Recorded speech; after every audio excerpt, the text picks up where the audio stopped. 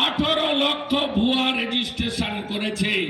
এবারের 23-এর রেজিস্ট্রেশনের সঙ্গে এটা মিলে গেছে। তাই আপনাদের আমি বলতে চাই, এই চোর তৃণমূল এমন কোন জায়গা নেই যে জায়গায় লুট করেনি। এরা কৃষকদের ভুয়া অ্যাকাউন্ট খুলে ভারত সরকারের পাঠানো 5,000 কোটি টাকার বড় অংশ লুট করেছে। কি ভাষা মমতা পুলিশের! গোঘাটের এক ওসি অরাজনৈতিক ভাবে পথ অবরোধ করেছিল, তাদেরকে নমস্কার করে হাত জোড় করে তুলবি কোথায়? না তুলে বলছে একটু আগে আমাদের নেতারাও বলেছেন, মহাদেব সরকার বলেছে দ্য সহজ পাঠ, সহজ কথা, সঠিক তথ্য।